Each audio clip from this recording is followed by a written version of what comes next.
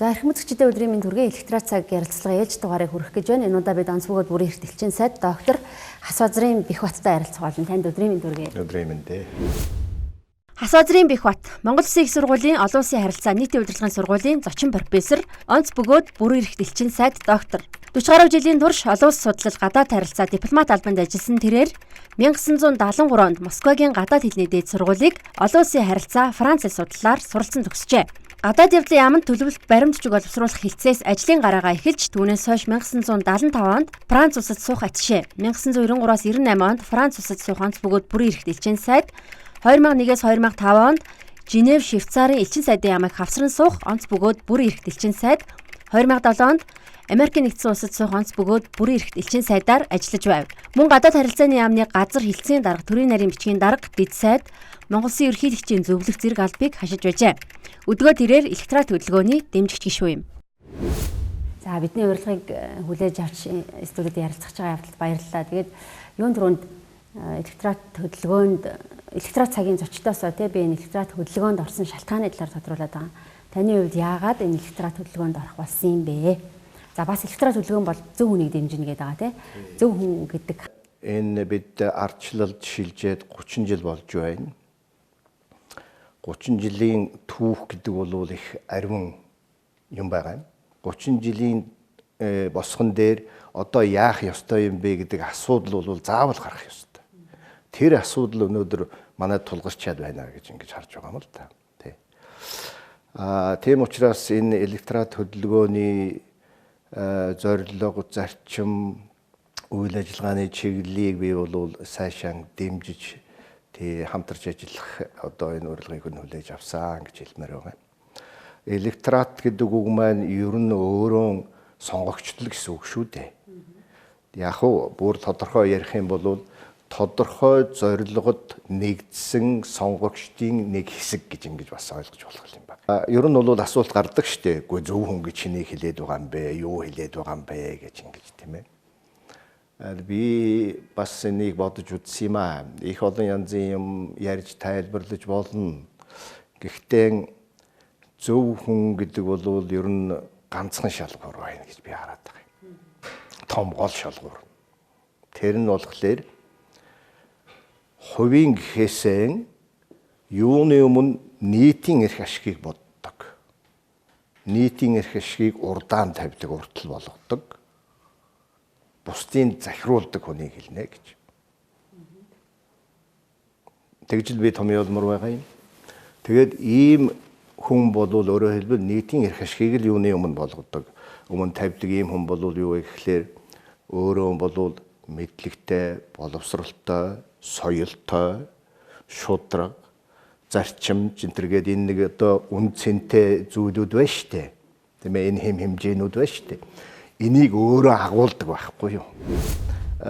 Орвел гэдэг нэг мундаг өрнөдийн сэтгэгч зохиолч биш дээ. Мундаг одоо зохиолууд бичсэн. Тэгээ Орвел нэг ингэж хэлсэн байдгийн байна лээ. Юу вэ гэхээр авилгачин улс төрч дүрсгэгчийг, хулгайчийг тийм ээ? Хулгайч луйварчин дээрэмчин одоо иймэрхүү улсуудыг толгой дээрээ гаргаад сонгочхвол тэр ард түмэн өөрөө буруутай өөрөө золиосон болж байгаа хөөрхий бишээ. Тэр ард түмэн бол өөрөө хамсаатна гэж ингэж хэлсэн байдгийн байна л да. Тэгэхээр юу вэ гэхээр ард түмэн өөрөө хамсаатан болохгүй тулд зөв сонголтоо хийгээрэй гэсэн юм үг байна шүү дээ. Тийм ээ? Айхтар үг л дээ. Тийм учраас ард түмэн сонгогчд минь зөв сонголтоо хийж үзээрэй. Өөрөө олиггүй хүний хамсаатан болохгүй тулд гэж хэлж явах нэ.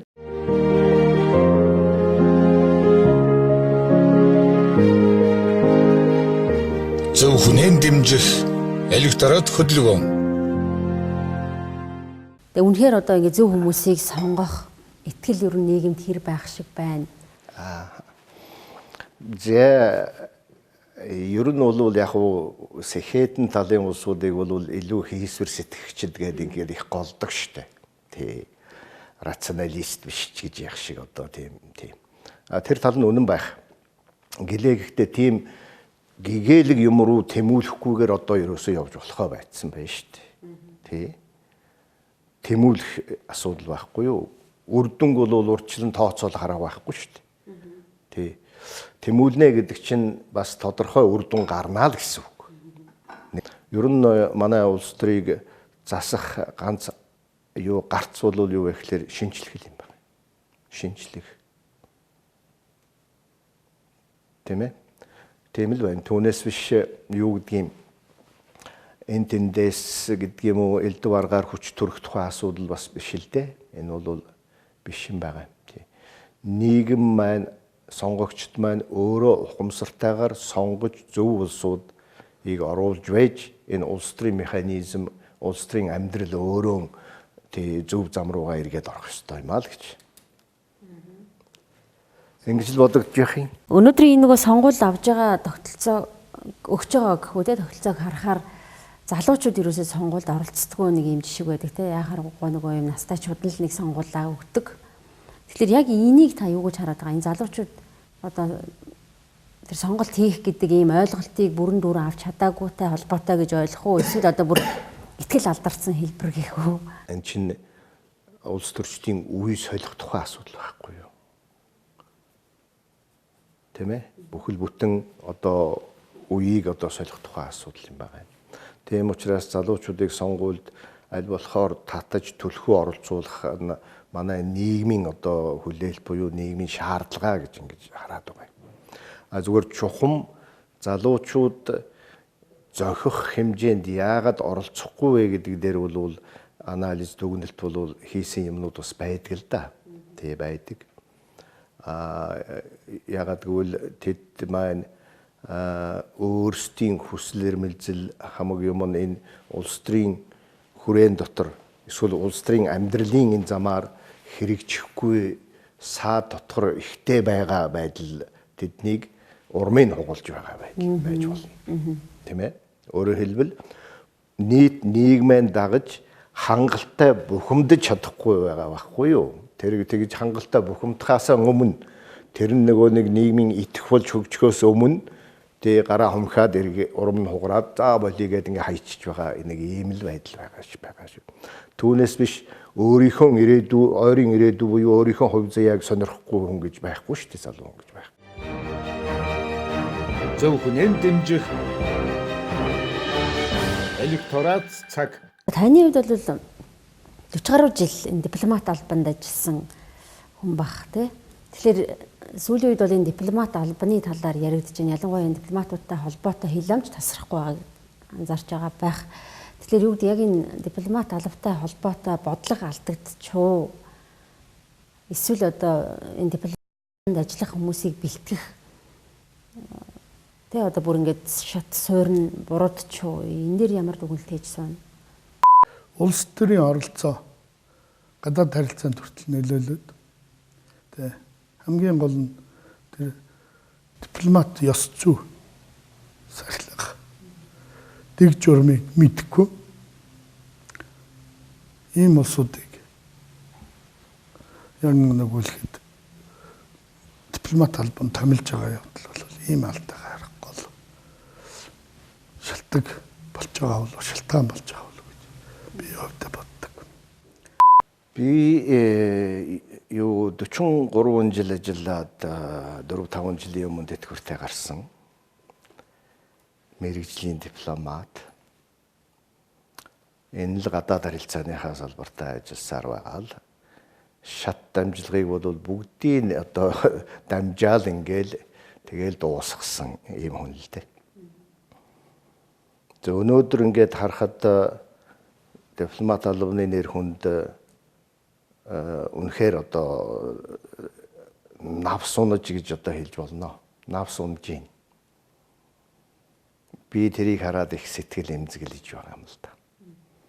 Харамсалтай нь манайд юу вэ гэхээр нэг хүн нэжгээд хүний хийсэн гэдэг юм уу хэргийг нийтэд нь ялзаадаг нэг юм хандлагатай явуулсан юм л да тий. Тэгэнгүүт бүгдийг ингээ хараар бодоод эхэлдэг. Тэгж юу явж байгаад би жаахан харамсч байна. Ер нь бүхэлд нь хэлэхэд бол манай дипломат алба гадаад бодлогын салбар гэдэг юм уу, гадаад бодлого гэдэг хоёрыг бас ингээд тус нь авч үзэх тохиолдол бий л дээ. Тэр нь ч бас заримдаа зөв юм байгаа. Зүгээр яг дипломат алба гэдгийг бүхэлд нь аваад үзэх юм бол эн чинь төрийн тусгай алба. Тий, нийт төрийн албаны нэг хэсэг нь шүү дээ. Тий, тэгтэл манай нийгэм өөрөө хямралд ороод байна гэдэг маань төр бас өөрөө хямралд орцсон байгаа хэрэг шүү дээ. Төр хямралд орно гэдэг чинь төрийн нэг тусгай алба нь бас хямралд орцсон байгаа хэрэгээ л гэж тэгж хэлж болох юм л да. Тий. Тэгснээрэн дипломат албыг одоо юу гэдгийг цагаатах гэдгийг юм өмгөөлөх тухай асуудал бас биш байна. Юу вэ гэхээр төрийн албанд улс төрчид өөрийнхөө гарыг дүрж, өөрийнхөө гар хөл болгосныг тийм ээ шахаж байршуулж ингэж өмүүлсний л одоо нэг хор уршиг нь одоо энэ тамхитай холбоотой асуудлаар илэрч байна л гэж ингэж би тэгж харж байна.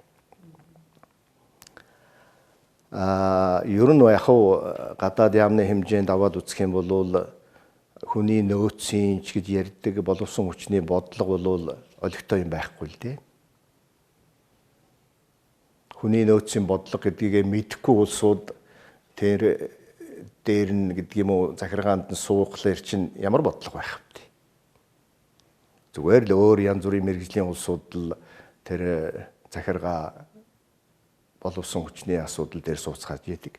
Тэгээл өнөө маргааш 2-3 жилийн дотор солигдсоож яадаг. Тэгэхээр зөвхөн улс төрийн хүрээ засгийн дээд байгууллагын зүгээс заасан заавраар хүн амтны томилгоотой л зуралд нүүхээс биш сургалт, давтан сургалт тийм ээ. Дипломат ажилтны мэдлэг боловсрал, ёс зүй, элдв янзын юмыг одоо сахин хамгаалах юу тэр талын юм байхгүй алдагдчихсан. Ер нь дипломат ажилтны гол зарчим яг юу байх хэвтэй? Гол зарчим гэдэг нь ямар чиглэлийн зарчим гэж асууж байна. Ажил хөдөлмөрийн зарчим уу, ёс суртахууны зарчим уу? Ёс суртахууны. Мэдлэг боловсролынх нь одоо хэмжээ юу гэл ингээл. Олон талаас ярьж болох юм. Олон талаас нь ярьж болно. Ёс суртахууны хувьд гэх юм бол дээд зэргийн ёс суртахуунтай. Тэр нь соёлын тодорхойлно шүү дээ, ёс суртахуун. Тийм хүн байх ёстой юм л да. Манайд одоо ер нь сүүлийн нэлээд хэдэн жил их хүчтэй ярьж байгаа шүү дээ. Оюуны болон ёс суртахууны доройтол одоо их хүчтэй явжлаа гэдэг. Манай Монголын нийгэмд олон илэрлүүд бий тийм ээ. Тэр доройтол бол энэ төрийн тусгай албанд ч гэсэн бас тусч байгаа шүү дээ. Ягаад гэвэл энэ төрийн албаа боснуулаад байна. Төрийн албаа зохих ёсоор нь дэмжиж жинхэнэ ёстой ажлыг нь бол хийлэхгүй дандаа одоо зааж зааварладаг дээрээс мэдхгүй ээжээж мэддэг болцоогоо зааварлаад байдаг. Гар хөлөөн дүрээд байдаг. Тэрийг энийг ийшин томил, тэрийг энийг албан тушаал энэ ийм болго гэд ингээд байдаг. Энэ бүх юм чинд одоо эвдээ хийчихэж байгаа юм л да. Ёс суртахууны хувьд нь эвдээ хийчихэж байгаа байхгүй.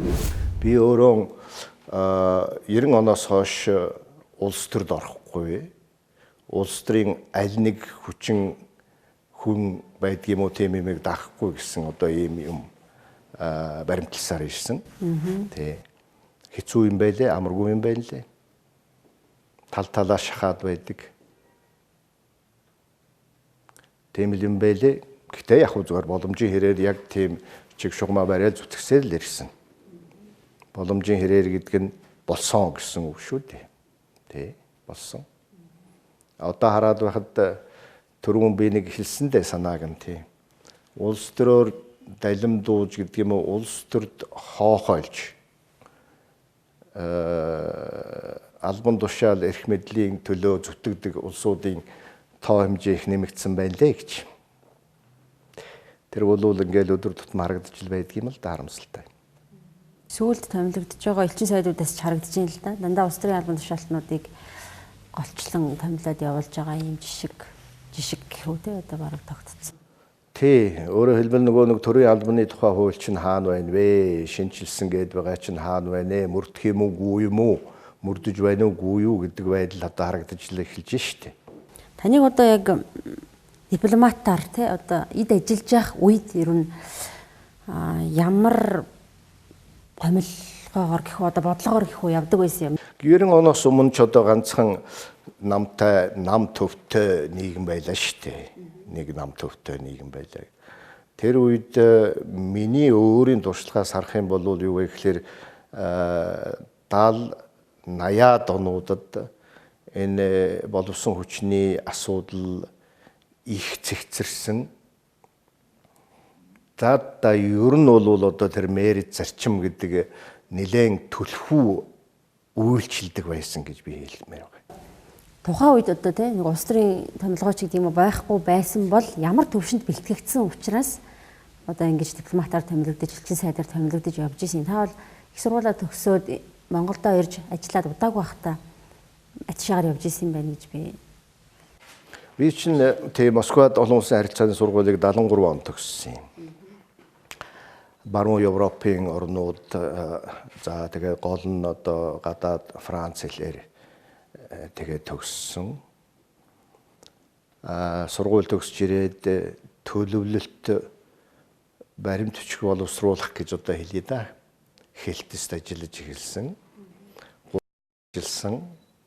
Тэр ажиллах хугацаанд бол их зүйлийг сурсан. Гол нь нөгөө нэг баримт бичиг боловсруулах, тэг үг үсгийг найруулгад голжилж одоо мэрэгжих гэдэг юм уу энэ тал дээр бол их төлхөө.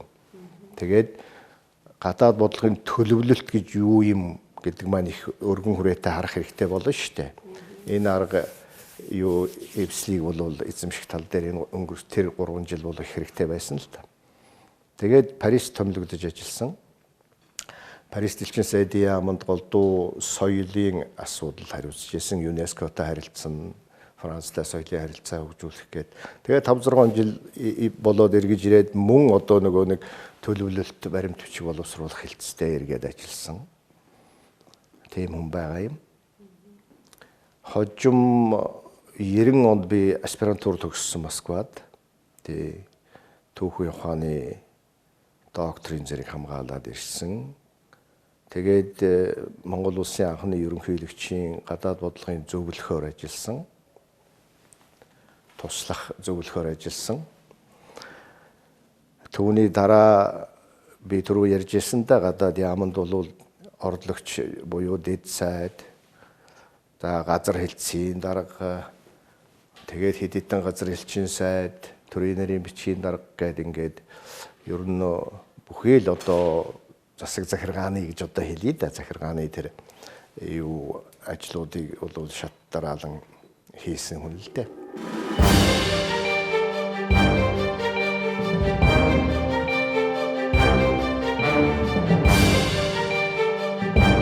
Одоо бол би яамны хувьд нэг юмн дээр анхаарах хэрэгтэй гэж ингэж бодоод ерөөсөн тэр бодлоо тээгээд явж байгаа юм. Юу вэ гэхээр энэ дипломат ажилтнуудын судалгааны чадварыг одоо их өсгөж хөгжүүлэх хэрэгтэй юм байна.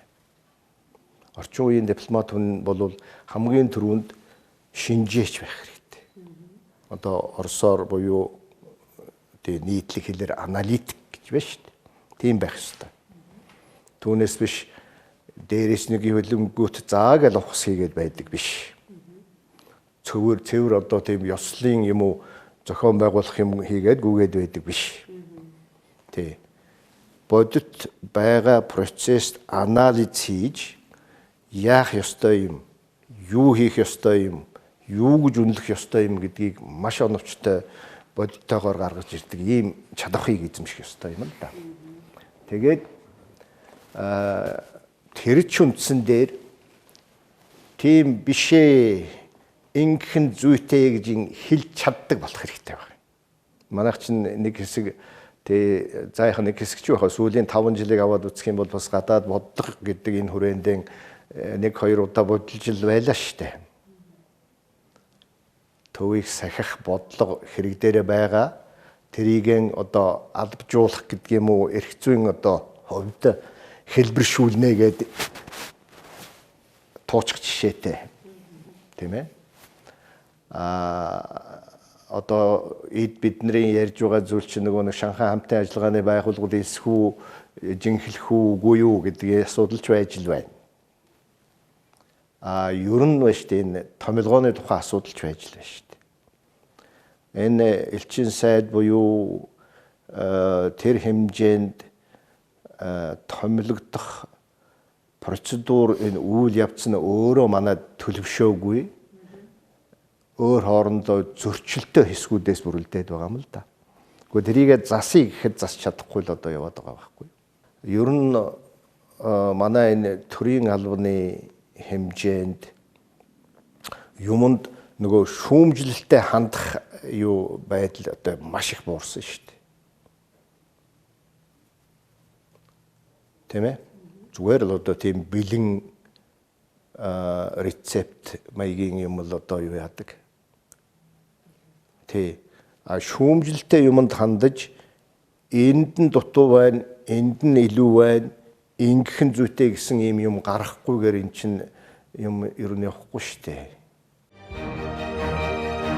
Зөвхөн дэмжих электорат цаг. Азийн орнуудтай харилцах нэг бодлого өөр, Европын орнуудтай харилцах бодлого ингээ өөр байдаг байх л та. Тэгээ ялангуяа жижиг орны төлөөлж ажиллах бол амар байгааг бах. Таны ажиллаж исэн үеийг одоо үетэй харьцуулбал ер нь хэр дэвшил ахиц өөрчлөлт гарч ийн. Ер нь 30-аад жилийн замналыг аваад үзэх юм бол альва салбарууд дотроос гадаад харилцааны салбар бол харьцангуй тогтвортой, харьцангуй үр бүтээлтэй, үр нөлөөтэй явж ирсэн гэж ингэж дээгүр доогуургүй үнэлдэг юм. Тэр бол үнэн л дээ. Тэр бол үнэн. Зүгээр яаж үр бүтээл гэдэг юм уу улам илүү үр нөлөөтэй болох вэ гэдэг асуулт бол заавал байгаа. Тэр бол хэвээрээ байгаа. Улам илүү яаж үр нөлөөтэй болох вэ? Зүгээр нэг тийм тунхаглчихсан юмнууд хөөцөлдөөдгүйгээд байхгүй. За бүр одоо эвгүйхэн шиг хэлбэл гадаад харилцаанда гадаад бодлогодоо дүрсгэдгүйгээд байхгүй байх вэ? Яг одоо үр нөлөөг улам яаж юу яах вэ? Өсгөх вэ гэдэг асуулт бол байж байгаа юм л да. Энэ өөрөө нөгөө гадаад харилцааны алхмуудыг зөв төлөвлөх, оновчтой сонгож хэрэгжүүлэх. Түрүүн та нөгөө Шанхай хамтын ажиллагааны талаар тайлт дурдсан. Яг энэ Шанхай хамтын ажиллагааны байгууллагад манайх хэлсэх ёстой юу үгүй юу? Энэ дээр яг ямар байр суурьтай ханддаг юм? Сайн мэдэхгүй байна. Мэдхгүй юм доо. Мэдхгүй одоо буруу л гэж боддог. Энэ мингээр мэрэгцсэн хүмүүс л мэдэх байлгүй дээ. Дипломатоо тийм ээ. Би зүгээр жирийн иргэн учраас одоо зөвгөөд хэлэгдэцөө, буруугоод хэлэгдэцөө. Ийм л байна. Тэг яг тэр баг том чиш буруу юм чинь. Шанхай хамтын хэлцээгээд манайх юм юу болох.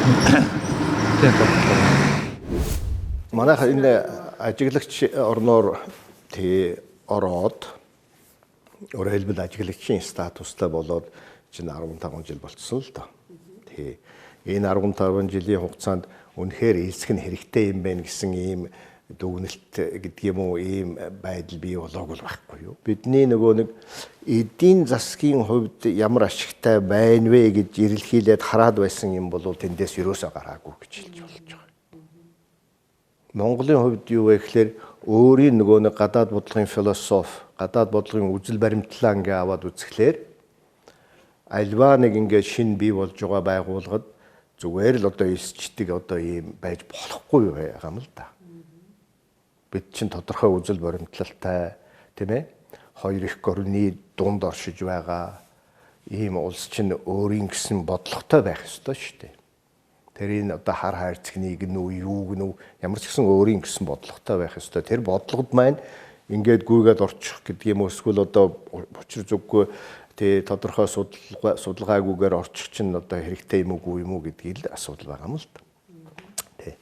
Тийм учраас ер нь бол энэ олон төвшөнд яриа хэлэлцүүлэг явагдаж байна.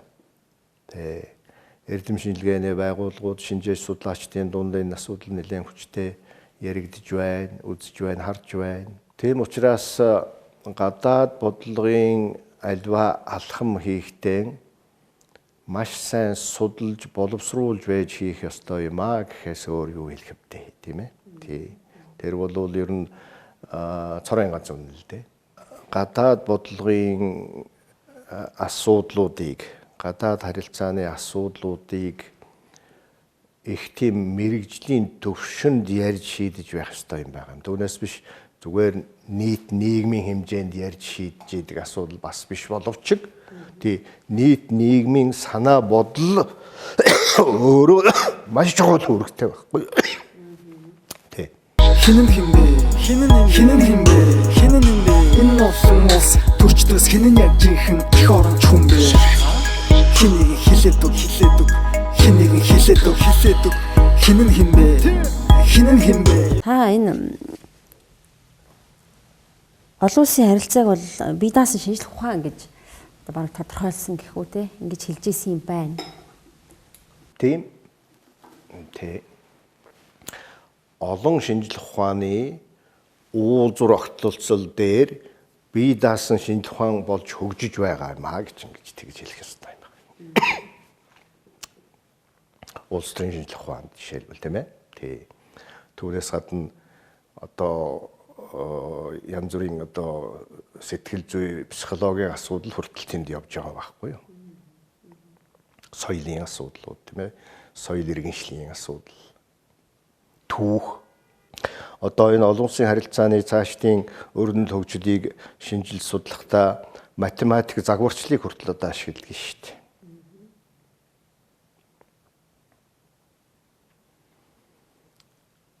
Ер нь Монголын хувьд ярихад энэ олон улсын харилцааны шинжлэх ухаан, олон улс судлал, гадаад бодлого судлал одоо нэг жаахан тийм хөгжих, тийм төдөв ажиглагдах боллоо гэж би хэлж хэвдгийг.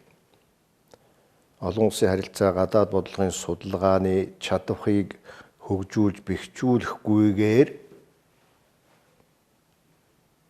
энэ орчин үеийн дэлхийн ертөнцид манайх шигийн буураа орон амиа аваад явхад ер нь нэлээд төвөгтэй хэцүү дээ. Ерөөсөн энэ нийт нийгмийн хэмжээнд хүмүүсийн толгойд тэр бие даасан монголоороо байхын одоо дархлаа оюун санаа тархинд нь суусан цагт эн чинь тэрл одоо байдлаа хадгалж аврах, хөгжүүлэх юм л зам нээлттэй байх юм л да. Одоо Монголыг дэлхийд тодорхойлох гол зүйлийг та юу гэж хардгийн юм? Юу юм одоо орчин үед? Энд бол Монголыг хэд хэдэн янзаар тодорхойлж харддаг юм аа. Хамгийн гол нь юу вэ гэхээр энэ асар ариун баян түүхтэй өөрийн гэсэн өвөр мэт соёлтой ийм ард түмэн ийм улсаа гэж ингэж харж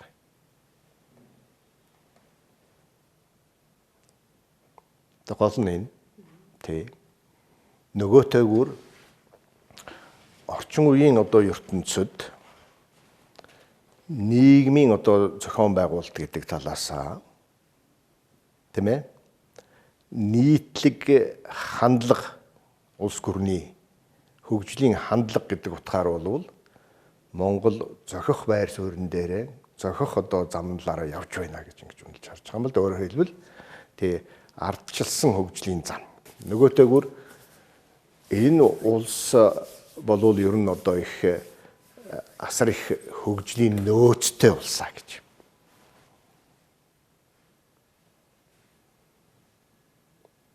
Тэгж харж байгаа. Гэхдээ тийм байтлаа одоо яагаад доороо хийргээд байна вэ? Заавал одоо туслахгүй, дэмжихгүй, мөнгө өгөхгүй л бол одоо болохгүй гэдээ ингээд эргэлдээд байх юм а гэж ингэж харж штэ. Тийм байтлаа. Өөрөөр хэлбэл ямар нэгэн тодорхой төвшөнд, ямар нэгэн тодорхой хүрээнд Монголын талаар гэж одоо хэлье да. Урам хугарах явдал үе гарч байна уу гэдгийг бид олж харах ёстой юм л да. тэгээд дэвдүгнэлт хийх ёстой байхгүй юу? Чингис хаан одоо Монголыг тодорхойлох нэг сэдв гэх үү мөн үү? Би яагаад ингэж асууад юм гэхээр таны хувьд энэ Чингисийн талаар их олон цуглуулгатай тийм номын цуглуулгатай гэж сонссон юм байна. Ер нь бол энэ чинь монголчууд чинь олон мянган жилийн түүхтэй улс шүү дээ. Тэр олон мянган жилийн түүхийн одоо оргил нь Чингисийн дараах Монголын эзэнт гүрэн юм шүү дээ. Тийм учраас энэ асуудал өөрөө болвол зөвхөн Монголын биш энэ олон улсын чанартай ач холбогдолтой юм асуудал юм л да. Тийм учраас энэ Чингис судлал, Монголын эзэнт гүрний судлал хаяагүй явж явах ёстой. Тий. Өөрөөр хэлбэл би Чингисийн тухай, Монголын эзэнт гүрний тухай бие даасан ном бүтээлүүдийг цуглуулдаг юм. Надад 200 гаруй юм ном цуглаж чад байж байгаа. Цаана бас цуглуулах зай бас нэлээд бий. Тэр бол янз бүрийн л одоо хүчин чармаал түүний дотор санхүүгийн хүчин чармаал шаардна л да. Олон улсын харилцаа, за энэ дипломат алба гэдэг бол маш олон залуучуудын одоо мөрөөдлийн магадгүй юм ажил.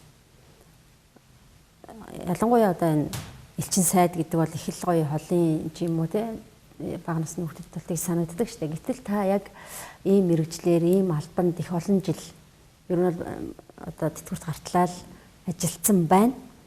Тэгэхээр одоо ингэж тань шиг ийм тууштай удаан хугацаанд одоо энэ олон хүний мөрөөдлийн ажлыг хийсэн гол нууц гэдэг юм уу те? Юу вэ? Гол нууц гэж би энэ талаар ер нь их бодож амжаагүй байгаа юм байна. Гол нууц нь юу вэ гэхээр ер нь бол эзэмшсэн мэрэгжил эрхэлсэн ажилдаан тууштай үнэнч байх юм боо да. Одоо бодоод байх нэ. Тэ. Өөрөөр хэлбэл эзэмшсэн мэрэгжил эрхэлсэн ажилдаан үнэнч байх.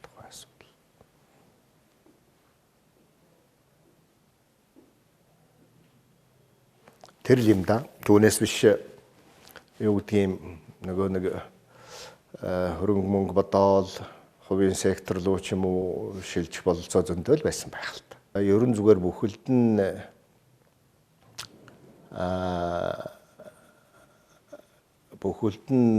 хэлэхэд энэ бол миний хувь тавилангийн асуудал гэж хэлмээр байна. За одоо орчин үед бол энэ төлөвлөгөө гэдэг зүйлийг ярьж байгаа л да. Энэ амжилтанд одоо хүрсэн гол хүмүүс ч гэдэг юм уу те энэ төлөвлөгөөтэй ажиллах амьдрал. Хувийн төлөвлөгөө хүртэл одоо их чухал шүү дээ. Төлөвлөлт гэдэг маань бүр одоо эдийн засгийн юм шиг эдийн засгийн төлөвлөлт статистик одоо юун дээр өгөгдөх хүн дээр үндэслээд явж байгаа юм шиг биш шүү дээ. Энэ чинь тийм нийгмийн ухааны одоо чиглэлийн юм чинь тийм учраас одоо тэгмээр байна, ингэмээр байна. Ийм алхам хийх нь зүйтэй гэсэн ийм мал төлөвлөлт дээшин санал тавьдаг тийм ээ яамны үйл ажиллагааны төлөвлөгөөн дээр ажилладаг жишээлбэл маргааш юу хийх вэ эх 7 хоногт юу хийх вэ гэдгийг цаасан дээр учиргүй бичээд байхгүй ч гэсэн толгоон дотроо болвол юу хийчих байгаа штэ тийм ээ юу бүр нөгөө ач холбогдлоор нь одоо жагсаадаг бидтэй бодлоор тий учиргүй шүн зүүдлээ төлөвлөд байх нь юу юм тэгтэл эн чинь өөрөө байнга ингээл хүний өөрийнх нь нөгөө нэг сэтгэлгээний гэдэг юм уу тархины үйл ажиллагааны дадал болчдөг байхгүй юу тэгэн ийм ажлууд байгаа гэдгийг ингээл үе үргэлж ингээ бодож эрэм дарааллын тогтоогоод тийм ээ одоо тэрийг хийх хэрэгтэй тэдний үед тийм юмыг одоо хэрэгжүүлэх ёстой энэ төр гэл ингээд тэр чин төлөвлөлтийн анхан шатны л юу шүү дээ хэлбэр шүү дээ. Мэдээж төлөвлөгөөтэй байхын төлөвлөгөөгүй байснаас илүү амжилттай байдаг. Яриа байхгүй. Тэгээ хэрвээ л өөрөө нэг тодорхой чиглэл зорилгод тэмүүлж байгаа гэдэг юм уу тийм юм баримталж байгаа бол. За бид хоёрын ярилцах цаг юу нэлээд болсон байна. За ингээд сүүлийн асуултыг зочиндоо үлдээе гэж. Одоо гомх ерөөмөр хүсмээр юм их байна. Тэ. Эрэм дараагүй юм болох болов. Тийм учраас ерөөсөө электоратын одоо зорилготойгоо холбоотой ганцхан өгүүлбэр хэлье. 20 оны сонгуул олон талаараа их ач холбогдолтой сонгуулаа. 2020 гэдэг утгаараа заавал тэгж байгаа юм биш тийм ээ. Тий. 30 жил гэдгээрээ заавал тэгж байгаа юм биш ээ. Ерөнхийдөө нийгэм маань өөрчлөгдөөсэй, бүр дорвитой өөрчлөгдөөсэй гэж ингэж хүсэн хүлээж байна.